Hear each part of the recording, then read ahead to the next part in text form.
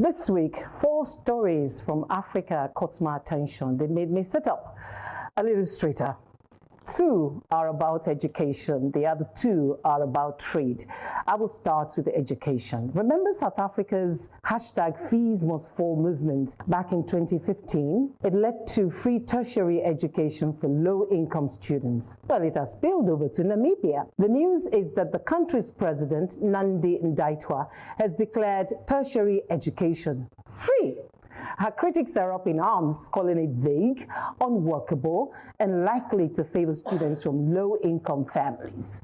Still, Ndaitwah is standing firm. Remember that Namibia already offers free primary and secondary education.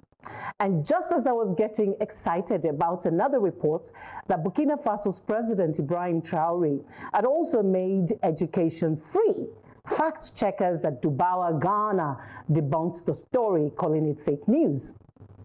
And now to trade. The DG World Trade Organization, Nigeria's Dr. Ngozi Okonjo-Iweala, said 3 things that caught my attention. First, Africa is not trading enough with itself. Intra-Africa trade is just 16% to 20%, while our share of global trade is a tiny 3%, meaning we need to trade more with our neighbors. Secondly, aid is drying up. We need investment. The world isn't handing out much anymore. We now need to add value to our raw materials before exporting them. And then thirdly, she says, Lesotho makes jeans, but doesn't sell in Africa. Oh. According to her, Lesotho exports $200 million worth of textiles to the US, and in return, imports just $3 million worth of goods. Imagine the markets, imagine the growth if Lesotho sells jeans to the rest of the continent. And just as I was getting off that story, I chanced on Tanzania's trade war with South Africa and Malawi. It was, in fairness, in retaliation to South Africa's ban on banana for years and Malawi's ban on ginger, flour, rice, banana, and maize. A tit for tat. But perhaps it's too early, but I've been searching and waiting for a statement from the African Union. So far, silence. Crickets. Honestly, AU needs to do better in encouraging intra-trade. We need less rhetorics and more action. Africa's future depends on it. Okay, so it's compulsory for every child to go to school in Nigeria. All right. So in that context, you have to provide some access, some ability for everybody to access in education. But we know the quality of that education, if it's free, is very, very low. So you still find that the private sector, private education, is much, much more expensive, and that's what everybody experiences. But I agree with you that, you know, we must fund education, or we must make sure that it's available at good quality for everybody, you know, no matter who you are. In terms of trade, I agree with you absolutely that, you know, Africa must learn to be a value-added continent. Today, what we do is that we export raw materials, or we just export. We don't add value to it. We just export, and that's it. And those same products come back to us. We added value, and they are a lot more expensive. Africa must trade within Africa. We discussed this at the table sometime ago. We talked about when we're looking at this Trump tariff thing and the impact that it was going to have on us. That it's an opportunity, not a problem. All right, it's an opportunity for us to be able to look within us. All right, and make sure that we trade among ourselves using the Africa Continent Free Trade Agreement that's already in place. Lesotho, for instance, was the country that had the highest tariff. Was the highest in the entire list. About the almost 200 countries on that list. And you wonder, how is Lesotho, you know, going to be able to balance its trade with the US? The only way it can do so is to look away from the US and look towards Africa. My final point is this: as to the banana wars, trade wars don't work. I don't know whether our leaders or our experts don't ever read. Trade wars don't work. all right, it will only lead to retaliation. It will only lead to some level of reciprocity, and at the end of the day, it will lead to corruption. So I hope our leaders in Africa are listening, you know, when we say these things, that if we really want Africa to develop, free trade is a must. Do we want free education or free quality education? And I'll tell you that education has become very expensive. Free and quality, do they go together? They should. It goes in other clients, so why not here? Now, education has become very expensive, and I'm not talking money-wise. There's a saying that says, if you think education is expensive, try ignorance. Now, go to our public schools. You will see glaring miseducation and ignorance.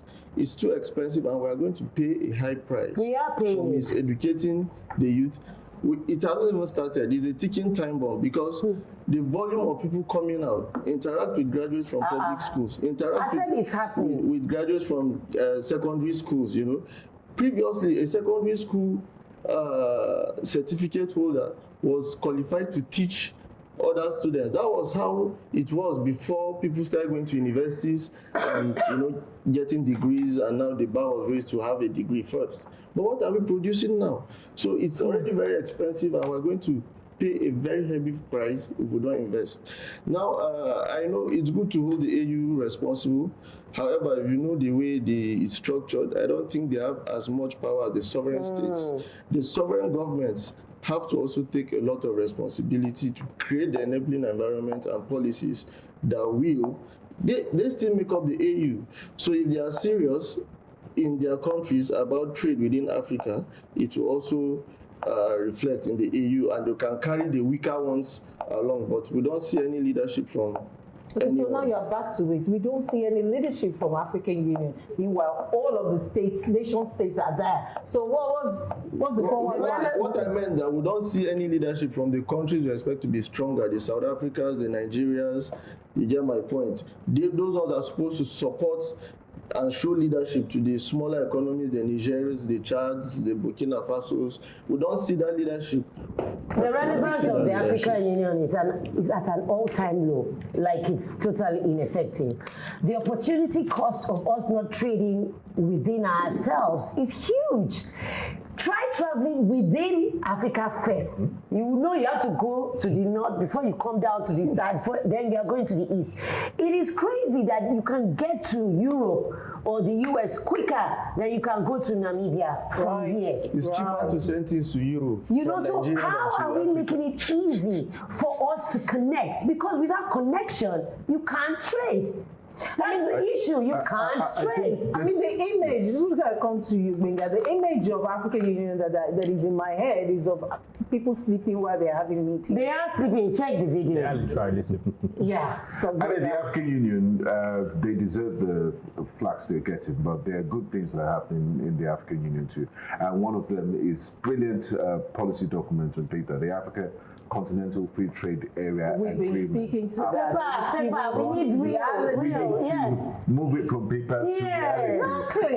You're not reinventing the wheel. The Asian Countries Association of Southeast Asian Nations, Singapore, Malaysia, Thailand, Indonesia, they've done it. We've also seen the European Union, one big market and free movement of people and goods. So Africa. And we would, I mean, a lot of, I think of the 54 African nations, just about 2 haven't signed up to it. And I don't know why it's taking forever, because that will be the panacea to all these problems of development and intra-Africa trade. We'll be able to move and trade with one another, because it's ridiculous. We always shout African unity, we're always shouting African unity on social media, solidarity. I think beyond the heads of states just meeting, it's ridiculous that I, as a Nigerian, I went to Malawi 2 years ago. I went to Uganda last year. I need a visa as a Nigerian citizen. I went to Zambia last year. I need a visa. A Croatian. I was just back from Cote d'Ivoire. America, they don't need. Bosnia and Herzegovina, that has nothing to do with our skin color, history, has nothing. They stroll in and out of Africa. They might even just get a stamp at the airport. They will check you. Check you. So what's the point of shouting African unity? In Cote d'Ivoire, I had to be given a special permit to come in. Why? Because I Green didn't. passport. Yeah. Yes. But I you're went in from with the ECOWAS. ECOWAS passport. Doesn't have, what is that thing? Biometrics. They almost sent me back. You can remember your COS advocacy. Is that what I'm saying? These people cannot be charging us for going to their countries when they stroll into Africa for free. And about education, it's the bedrock of any society. I believe the resource, the greatest resource any country has is not in the diamonds or the crude oil you have under the sand. That one will soon dry up. But we need to really invest in the people. And it raised a very valid point about the ticking time bomb. The quality, employers are complaining that they have to trash lots of CVs because when you go to Toronto CVs and you can't even manage anyone, it shows you the gravity of the problem we have. That's Thank you, guys.